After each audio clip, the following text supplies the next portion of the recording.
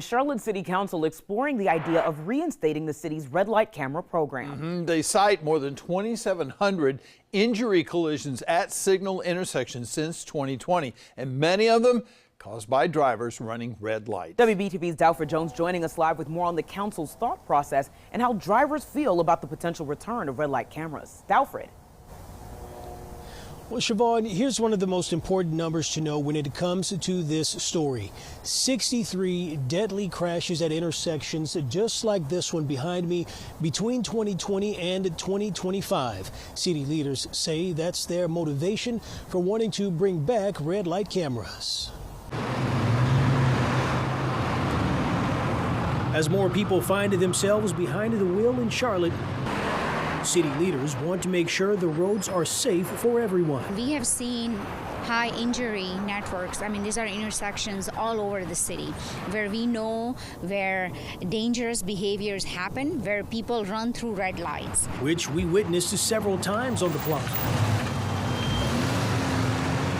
The same intersection where 25-year-old Lance Sotelo was killed in a hit-and-run back in January. Do you often see people running red lights around the city? I do. Unfortunately, I do. And unfortunately, it's caused a tragic accident here about 2 months ago.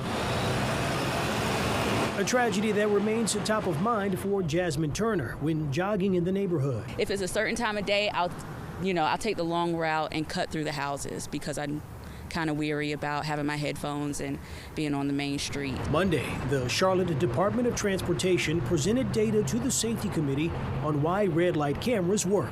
Between 2020 and 2025, there were 63 deadly crashes at intersections, more than 2,700 collisions where someone was injured, and 2,732 cases where property was damaged. During the program's run in the early 2000s, crashes decreased by 37% at intersections where cameras were present.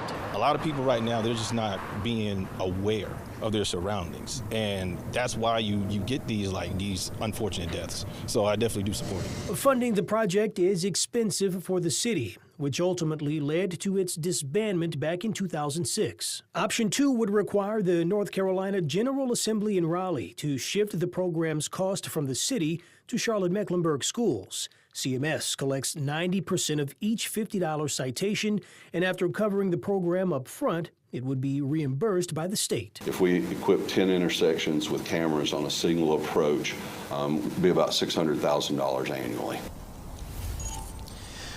While the data proves the cameras lead to fewer crashes because of people running those red lights, there was a 4% increase in rear-end crashes during the program's first run in 1998 until 2006. The Safety Committee now plans to dig deeper into the legality and the cost of bringing back red light cameras. Tonight, we're live in Charlotte. Dalford Jones, WBTV, on your side.